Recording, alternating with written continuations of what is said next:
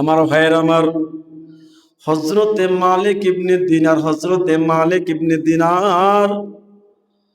হজের সফরে বের হয়ে গেছে। মালিক ইবনে দিনার হজের সফরে বের হয়ে গেছে, হজের জন্য রওনা করেছে। মালিক ইবনে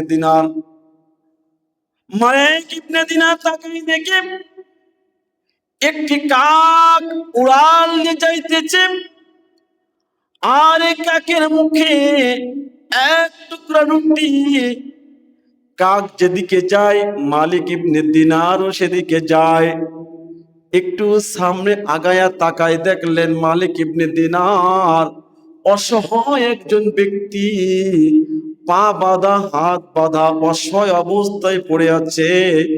আরে এই কাক অসহায় ব্যক্তির মুখে রুটি গুলোকে তুলে দিচ্ছে। যখন অসহায় ব্যক্তি রুটি খেয়ে তার তৃপ্তি হয়ে গেল, ক্ষুধা মিটে গিয়েছে, কাকটা উড়াল দিয়ে চলে গেছে। মালিক ইবনে দিনার অসহায় ব্যক্তির কাছে হাজির, তাকে জিজ্ঞাসা করলো, ভাই তোমার কিভাবে এটা হলো বা কিভাবে হলো, কেন হলো জানতে চায়। অসহায় ব্যক্তি জানিয়ে দিল, আমি হজের উদ্দেশ্যে রওনা করেছিলাম, ডাকাতের দলের আমার সমস্ত সম্পদ এবং আমার সমস্ত কিছু আমার থেকে নিয়ে নিয়েছে। আমার কাছ থেকে ডাকাতের দলেরা সব নিয়ে নিয়েছে এবং আমার হাত পা বেঁধে আমাকে এখানে অসহায় অবস্থায় রেখে চলে গিয়েছে।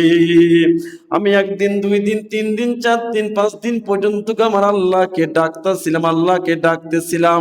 এমন অঞ্চলে যত আওয়াজ করুক না কেন তাদের আওয়াজ কেউ শুনবে না, তার আওয়াজ কেউ শুনবে না। এই জন্য ব্যক্তি জানাইতেছিল মালিক ইবনে দিনারকে, আমি একদিন, দুই দিন, তিন দিন, পাঁচ দিন পর্যন্ত আমার মাওলার উপর আমি ভরসা করতেছি, আল্লাহকে বলতেছি, আল্লাহ তোমার বান্দার সাহায্যকারী কেউ নাই, তুমি ছাড়া গো আল্লাহ। ষষ্ঠ দিনে আল্লাহর কাছে আমার দোয়া কবুল হয়ে যায়। আল্লাহ সুবহানাহু ওয়া তাআলা আমার জন্য এই কাকটাকে নিযুক্ত করে রেখে দিয়েছে। আমার যখন ক্ষুধা লাগে আল্লাহ তাআলা হুকুমে কাকটা এসে আমার ক্ষুধাকে মিটাই দিয়ে যায়। আবার যখন আমার পরের দিন ক্ষুধা লাগে কাকটা আমার কাছে হাজির হয়ে যায়, আমাকে রুটিগুলো খাওয়ায় দেয় আর আমার ক্ষুধা মিটে যায়। এভাবে আল্লাহ তাআলা আমার রিজিকের ব্যবস্থা করতেছে।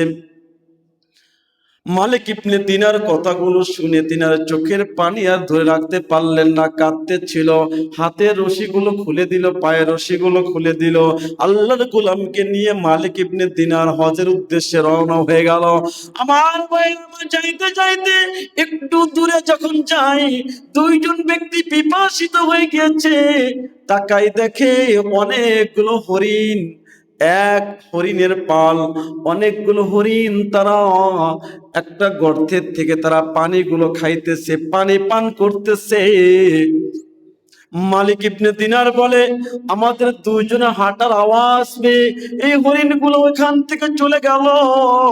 আমরা যখন কূপের নিকটে পৌঁছে গেছি, পৌঁছানোর সঙ্গে সঙ্গে দেখি কূপের পানি অনেক নিচে চলে গেছে, কিন্তু বালতি আর রশি ছাড়া আমরা পানি উঠায় আনতে পারছি না। এই জন্যই তো বালতি এবং রশির মাধ্যমে আমরা পানি উঠাইলাম, পানি পান করলাম। আল্লাহকে জানাইলাম, আল্লাহ যেই হরিণ গুলো কখনো তোমাকে সিজদা করে না, আল্লাহ হরিণ গুলো তোমাকে রুকু করে না, সিজদা করে না, আল্লাহ তাআলা তুমি হরিণের জন্য এই কূপের পানিগুলো উপরে উঠাই দিয়েছ, তারা তাদের মুখ দিয়ে পানিগুলো খেয়ে চলে গেছে। আর আমি মালিক ইবনে দিনার আমরা তোমাকে রুকু করি, সিজদা করি, তোমার গোলামিয়াত করি। আয় আল্লাহ তুমি আমাদের জন্য কূপের পানিকে অনেক নিচে দিয়ে দিয়েছ। আমার ভাইয়ের আমার, মুহূর্তের মধ্যে একটি আওয়াজ, মালিক ইবনে দিনার একটা আওয়াজ শুনতে পেল।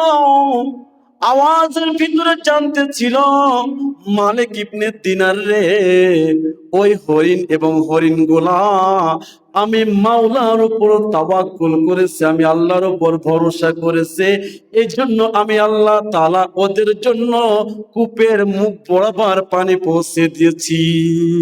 আর তুমি তো আমি আল্লাহর উপর তাওয়াক্কুল করো নাই, তুমি তো তাওয়াক্কুল করেছো রশি আর বালতির উপরে। তুমি রশি আর বালতির উপর তাওয়াক্কুল করেছো, এই জন্য কূপের মুখ বরাবর তোমার জন্য পানির ব্যবস্থা হয় নাই। এই জন্য ভাইয়ের আমার, তাওয়াক্কুল করতে হবে একমাত্র কার জন্য? আল্লাহ সুবহানাহু ওয়া তাআলার উপরে। তাহলে আল্লাহ তাআলাই কি আমাদের জন্য যথেষ্ট হয়ে যাবে। আমার ভাইয়ের আমার,